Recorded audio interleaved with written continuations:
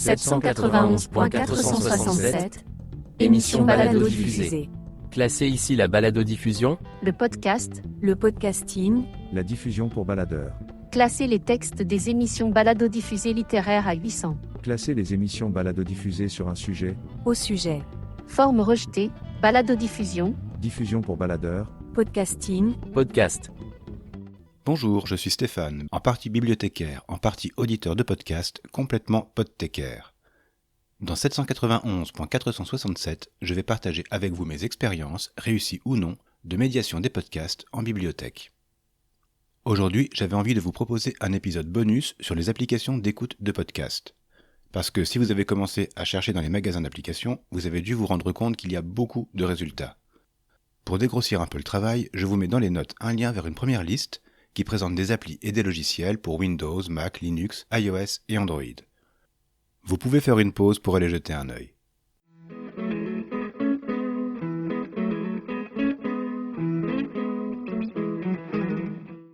Vous êtes revenus, alors maintenant, je vais m'attarder sur 3 de ces applications.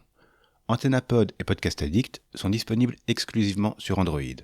La troisième, Pocket Cast, est disponible sur iOS et sur Android. AntennaPod est entièrement gratuite.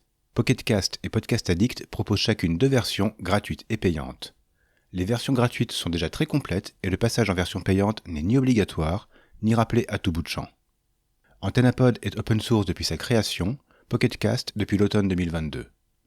En ce qui me concerne, j'ai commencé à écouter des podcasts avec AntennaPod pour me diriger ensuite vers Pocket Cast.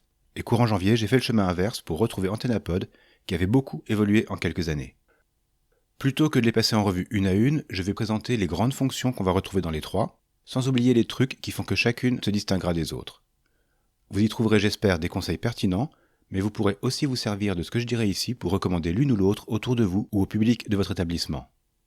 Une dernière chose avant de démarrer, c'est que j'ai demandé aux personnes me suivant sur Mastodon de laisser un message sur le répondeur du podcast pour présenter l'application qu'elles utilisent. Vous entendrez ces messages au fil de l'épisode. Et je ne savais pas, avant de recevoir leur voix, de quelles applis elles allaient parler. Si vous installez une appli pour écouter des podcasts, c'est qu'a priori vous avez envie d'écouter des podcasts. Et pour ça, il va falloir les trouver facilement dans l'appli. Chacune propose évidemment un moteur de recherche, mais tous ne fonctionnent pas de la même manière et n'interrogent pas forcément les mêmes bases de données. Pocket Cast et Podcast Addict ont leur propre base, à la différence d'AntennaPod. Les podcasteries peuvent y publier le flux RSS de leur podcast pour qu'il soit pris en compte par l'application. Mais ce n'est pas la seule base. Les 3 applis interrogent iTunes, qui reste un poids lourd du secteur. AntennaPod et Podcast Addict se connectent aussi à Podcast Index, et AntennaPod peut fouiller chez Gpodder et Feed, F-Y-Y-D.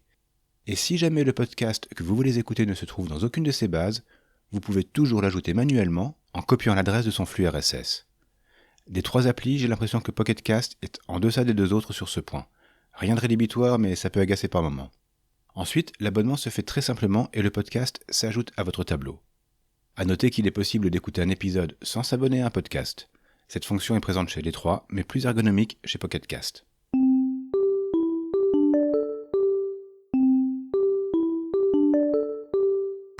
Salut, moi c'est Julie. Alors j'écoute beaucoup de podcasts, mais uniquement sur mon téléphone. Et donc j'utilise une application qui s'appelle AntennaPod, qui est une application libre que j'aime beaucoup. En fait, elle a toutes les fonctions dont j'ai besoin, à savoir pouvoir m'abonner à des podcasts, en tout cas à leur flux RSS, pouvoir les télécharger pour pouvoir les écouter hors ligne, savoir où j'en suis dans mes écoutes, garder un historique, etc., etc. Le seul défaut que je trouve à AntennaPod, mais c'est pas la faute d'AntennaPod, c'est qu'il y a un certain nombre de sites créateurs de podcasts qui ne donnent pas facilement accès aux flux RSS qui permettent de s'abonner et de télécharger les podcasts. Et des fois, c'est un peu la galère pour pouvoir s'abonner à un podcast et quand on trouve pas le flux RSS directement sur le site. Et puis sinon, je pense aussi, par exemple, à Radio France qui bride l'accès à un certain nombre de ces podcasts et qui ne permet pas de les télécharger autrement qu'avec l'application Radio France. Mais sinon, ouais, moi, AntennaPod, j'en suis vraiment très contente. Voilà, à plus tard. Tout ça fonctionne très bien quand vous savez ce que vous cherchez, mais vous avez peut-être envie de vous laisser surprendre. Chaque appli propose une rubrique de découverte. Chez AntennaPod, elle fonctionne par pays sur les remontées d'iTunes. Même principe chez Pocket Cast, avec en plus des sélections mitonnées par les gens qui y travaillent ou des invités. C'est un côté humain très appréciable. Chez Podcast Addict, ça fonctionne plutôt par rebond vers des podcasts similaires de la même catégorie. L'étape suivante, c'est le classement. Parce qu'une fois qu'on commence à ajouter abonnement après abonnement, il faut bien organiser tout ça. Je vous rassure tout de suite, toutes proposent un classement alphabétique ou par date de publication du dernier épisode. AntennaPod peut aussi trier vos abonnements par nombre d'épisodes lus ou par compteur de nombre d'épisodes à lire. Par-dessus ça, vous pouvez filtrer l'affichage d'après plusieurs critères, comme le compteur d'épisodes à lire, le téléchargement automatique ou les notifications de nouvel épisode. Le petit plus, toujours pour AntennaPod, c'est la possibilité d'attribuer des mots-clés personnalisés à vos podcasts pour mieux les retrouver et les organiser. Le moins, c'est la gestion des accents qui sont considérés comme des caractères spéciaux, ce qui relègue les podcasts concernés en fin de liste, comme écoute ça avec un accent en initial. Bon, on peut quand même modifier le titre pour corriger. Pocket Cast peut trier vos podcasts par date d'abonnement ou par glisser-déposer. Là, c'est vous qui organisez votre mur comme bon vous semble. Quand je me servais de cette appli, j'avais pris le parti de les ranger par couleur. C'était joli, et ça faisait travailler la mémoire, mais passer quelques centaines de titres, ça devenait un poil fastidieux. La version payante permet de créer des dossiers pour mieux s'organiser. Pas de système de tag ici. Podcast Addict permet de trier par nombre d'épisodes à lire ou télécharger, et d'inverser chaque option. Il ajoute aussi un critère de priorité, c'est-à-dire que vous pouvez attribuer à chaque podcast une priorité plus ou moins importante. Les podcasts en priorité élevée se retrouveront en tête de votre liste de lecture sans plus tenir compte de l'ordre de téléchargement. Vous pouvez aussi trier manuellement dans l'ordre qui vous sied, et attribuer des catégories à chaque podcast. Par défaut, les catégories iTunes sont reprises, mais vous pouvez ajouter des vôtres.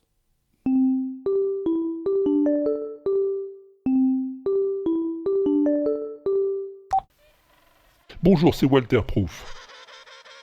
Alors moi, l'outil que j'utilise pour écouter mes podcasts, il s'appelle Downcast. C'est une application qui existe pour iOS et pour le Mac. Et ce qui me plaît dans cette application, que j'utilise depuis des années et des années, c'est vraiment sa facilité d'utilisation. C'est très facile à prendre en main, et il a une très bonne gestion des playlists que j'ai pas retrouvées ailleurs dans les autres lecteurs de podcasts. Des playlists, j'en ai actuellement 22, dans lesquelles sont répartis les 336 podcasts auxquels je suis abonné, et les 767 épisodes qui me restent encore à écouter. Et j'ai pas de problème du tout pour les gérer dans Downcast.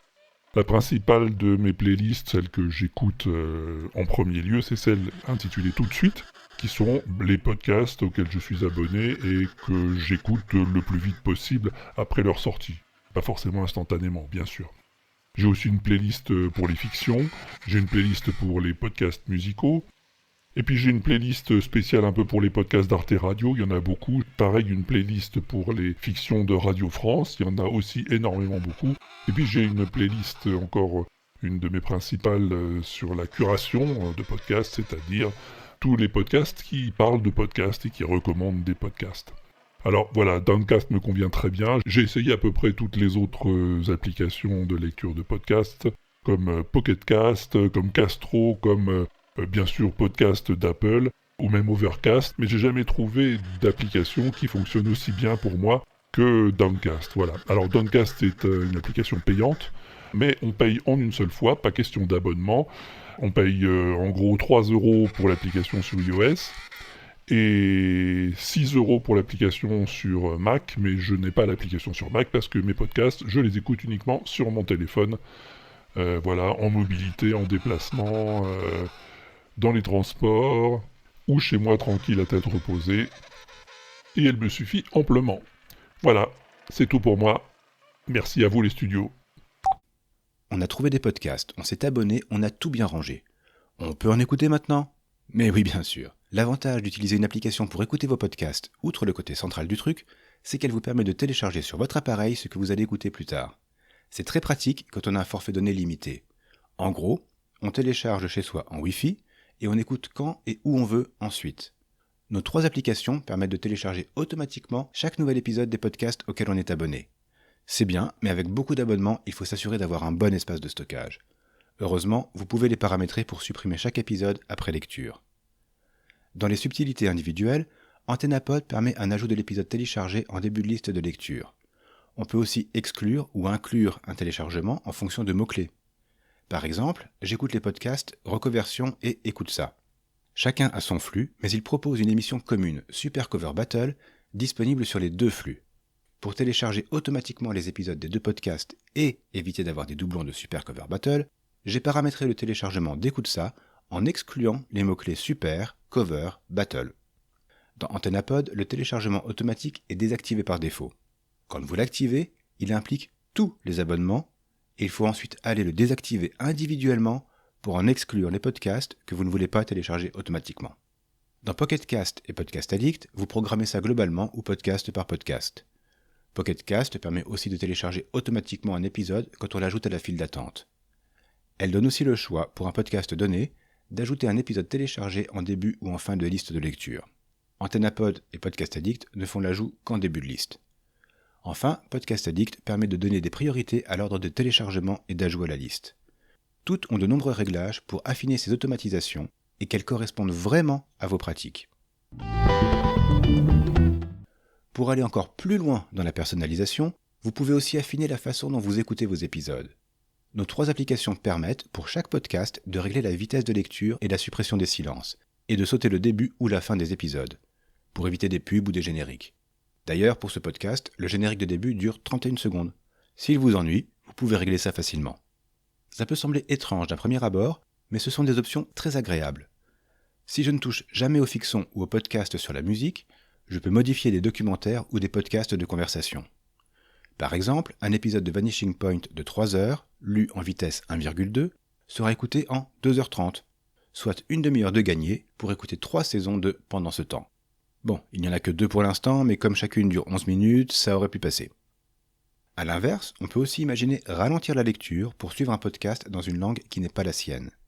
Ça peut être intéressant pour la partie de notre public qui veut apprendre l'anglais ou une autre langue, comme pour la partie qui apprend le français en FLE. Les possibilités sont multiples et collent vraiment à vos besoins ou à ceux de votre public.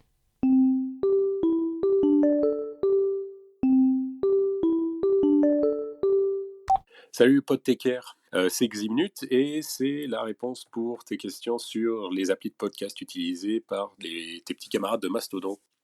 Pour moi, j'utilise Overcast. Ça fait quelques années maintenant, je suis sur iOS et pendant longtemps j'utilisais l'appli de base donnée par Apple, mais il me semble qu'il y a un moment où j'ai commencé à avoir des soucis avec cette application. Il y avait des sautes au moment de la lecture, le confort n'était pas optimal, donc j'ai demandé un peu autour de moi ce que les gens utilisaient. J'ai eu plusieurs réponses, mais je crois que je suis directement allé sur Overcast et depuis je ne l'ai plus quitté, parce que j'en suis vraiment très content. Alors je dois dire que je l'utilise vraiment de manière assez basique. Je sais qu'il y a tout un tas de paramètres qui sont disponibles, qui permettent de réduire la durée des silences, de booster les voix, j'en oublie sûrement, mais en tout cas, moi j'utilise vraiment simplement pour télécharger directement. J'utilise pas vraiment tous les paramètres disponibles, mais bon, ça fait plaisir déjà de savoir qu'ils sont là. En dehors de ça, l'application est mise à jour de manière régulière, elle est connectée directement au répertoire Apple, donc c'est relativement facile d'ajouter des nouveaux podcasts, et puis il y a tout de même la possibilité de copier-coller un flux RSS, donc c'est bien d'avoir cette alternative. Et puis de ce que j'en sais, le développeur est vraiment un passionné de podcast. Il est vraiment impliqué dans la communauté, donc ça fait plaisir d'aider un autre passionné plutôt que de se rediriger vers des applications faites par des start-upers qui sont juste là pour profiter de l'engouement autour des podcasts depuis les dernières années. Donc voilà ce qu'il en est pour mon expérience. J'espère que ça te sera utile. Et puis je te dis à la prochaine. Allez, salut.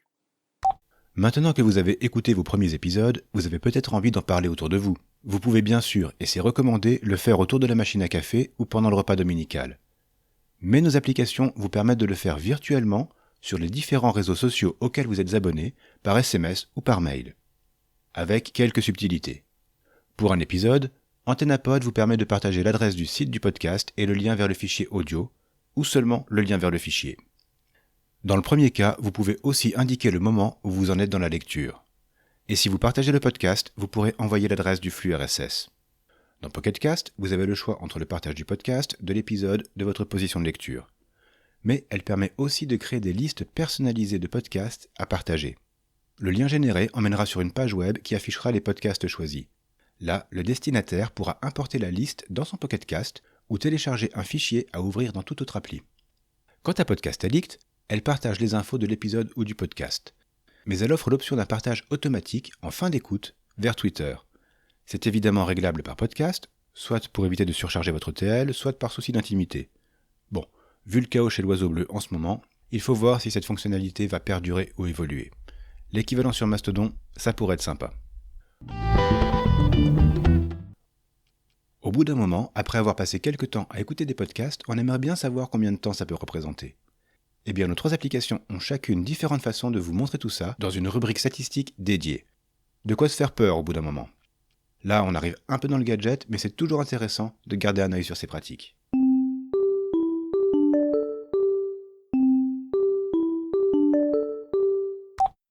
Bonjour, je m'appelle Raphaël et j'ai une addiction. Alors, mon addiction, c'est quoi? C'est que je suis auditeur de podcast.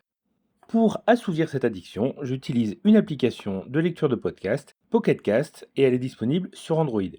Donc l'application est gratuite.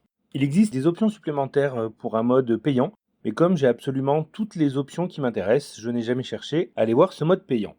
Pourquoi est-ce que c'est celle-là que je préfère? Pour son interface graphique principalement. Pocket Cast est divisé en 4 rubriques. La rubrique Découvrir qui permet de faire des recherches par nom. La rubrique Podcast, tout simplement, qui est la représentation graphique de l'ensemble des podcasts auxquels vous êtes abonné. Donc c'est représenté par des petites icônes carrées, donc c'est très clair, c'est le logo des podcasts. Et vous pouvez les trier par ordre alphabétique ou par date d'inscription. Ensuite arrive l'onglet le plus utilisé, l'onglet Filtre, avec la partie New Release, donc, qui vous donne la liste des épisodes publiés par ordre chronologique. C'est vraiment l'option que je préfère dans Pocket Cast. Donc en fait, vous pouvez voir jour après jour quels sont les nouveaux épisodes publiés. Vous avez le nom du podcast, le nom de l'épisode, sa durée, sa date de sortie. Et ça vous permet au choix, soit d'écouter vos podcasts préférés, soit de les écouter par ordre chronologique, chacun ses manies. Vous avez bien sûr l'onglet In Progress, parce que l'application est en anglais, qui vous donne la liste des podcasts que vous avez commencé, qui vous permettent de les reprendre et qui vous indique combien de temps il vous reste. Enfin, vous avez un onglet qui s'appelle Profil, vous avez plein d'informations sur vos pratiques. Et si comme moi vous êtes fou et folle de statistiques, vous avez l'onglet Statistiques. Dans mon cas, ça me permet d'apprendre que je suis abonné à Pocket Cast depuis un petit peu plus de 2 ans, que durant ces 2 ans, j'ai écouté 31 jours et 19 heures de podcast. Il y a différentes options aussi qui sont intéressantes, qu'on retrouve un peu partout. L'option ignorer, parce que vous pouvez tout à fait aimer un podcast, mais ne pas avoir envie d'écouter tous les épisodes. Certains épisodes peuvent ne pas vous intéresser, donc vous pouvez les ignorer.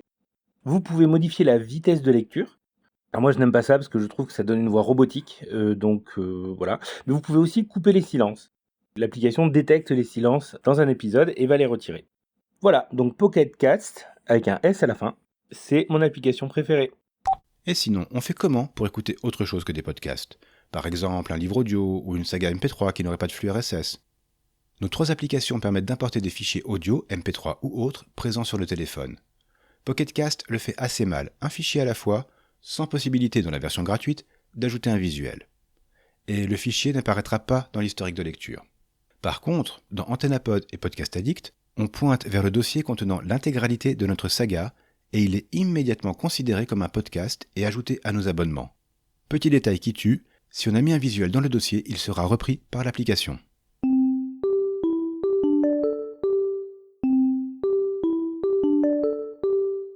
Salut, c'est Fabrice, PodFab sur Twitter et sur Mastodon. Et je voulais donner mon petit témoignage sur l'utilisation de lecteurs de podcast pour le podcast 791.467. Moi, je suis un grand amateur de podcast depuis plus de 10 ans. Depuis que j'ai un smartphone qui est sous Android, j'utilise AntennaPod. La raison principale, c'est que c'est un logiciel libre, donc il n'a aucune publicité, il est ouvert et il permet à ceux qui veulent de contribuer, que ce soit techniquement ou financièrement. Et il répond entièrement à tous les besoins que j'ai. Donc je pense avoir plus d'une centaine de podcasts que je suis. Pour s'abonner à un podcast, il fait une recherche je pense que c'est dans le catalogue d'Apple. Mais on peut aussi ajouter les podcasts qu'on veut à partir de leur flux RSS. Et une fois qu'on a intégré un podcast, on peut faire soit une mise à jour automatique des nouveaux épisodes fois pas de mise à jour, seulement manuelle. Et puis on peut télécharger automatiquement ou pas ces épisodes, selon qu'on veuille écouter systématiquement les nouveaux épisodes qui arrivent. Ensuite, si, comme de plus en plus c'est le cas, il y a des passages à couper au début, à la fin, que ce soit un générique trop long ou malheureusement trop de publicité, on peut faire des sauts automatiques au début, à la fin. Voilà, il y a plein de paramétrages possibles. Et après, si on veut pas s'abonner à un podcast ou si on télécharge une vidéo sur YouTube qu'on veut écouter ou un podcast dont on veut écouter qu'un seul épisode en passant, qu'on télécharge sur son téléphone, eh ben on peut définir des dossiers que l'application va scanner à chaque fois au début. S'il y a un nouveau fichier, il va le considérer comme un podcast à écouter. Voilà, je crois avoir fait à peu près le tour de pourquoi j'utilise AntennaPod et comment je l'utilise. J'ai pas trop de comparaison à faire puisque je n'ai jamais essayé d'autres lecteurs, mais celui-là me satisfait entièrement. Voilà, salut! Une dernière chose intéressante, c'est la possibilité de synchroniser ses écoutes sur plusieurs appareils, téléphones et ou ordinateurs. Alors honnêtement, comme je n'utilise pas cette capacité, je n'ai pas creusé plus que ça. Avec AntennaPod, il faudrait utiliser et installer sur son propre espace web une solution Gpodder ou Nextcloud. Pour Pocket Cast, un compte suffit pour synchroniser 2 téléphones.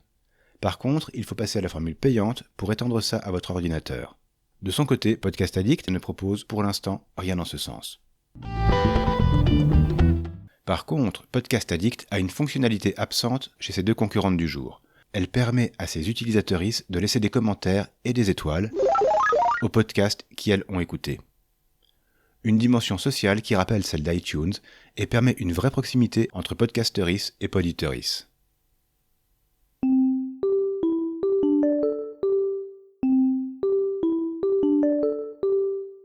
Bonjour. Personnellement, je suis sous Android. J'utilise l'application Podcast Addict. Et j'ai testé l'application de Google, Pocket Cast, et puis l'application Deezer pour écouter mes podcasts. Mais je reviens toujours à Podcast Addict parce que c'est vraiment l'application qui offre le plus de personnalisation possible, même si elle peut être un peu rebutante au début, avec beaucoup de menus, de sous-menus. Mais c'est vraiment celle qui est la plus complète, je trouve. Bon, on a beaucoup parlé, mais au final, c'est laquelle la meilleure ? Eh bien, ça dépend. Ça dépend de vous, de ce que vous attendez, des fonctionnalités que vous jugez incontournables. Je dirais que Pocket Cast est très ergonomique et plus facile d'accès pour un premier contact, mais avec suffisamment d'arguments sous le capot pour convaincre sur la durée les personnes les plus exigeantes. À l'autre bout, Podcast Addict est un couteau suisse à 99 lames. Vous pouvez tout régler et l'adapter à vos besoins les plus pointus, les plus bizarres. Et on ne juge pas.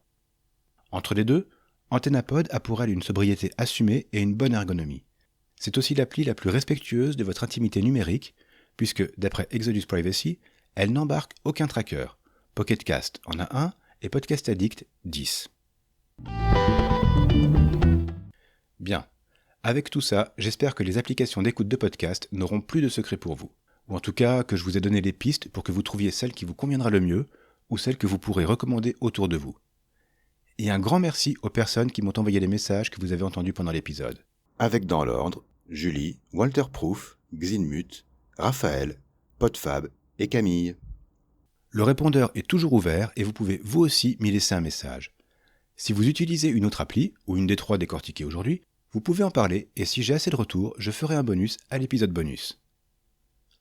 Vous pouvez écouter 791.467 sur Vodio où je suis hébergé et sur toutes les plateformes où vous trouvez vos podcasts. Je ne connais pas encore le thème du prochain épisode, ni sa date de sortie, alors suivez-moi sur Mastodon pour rester au courant. À bientôt!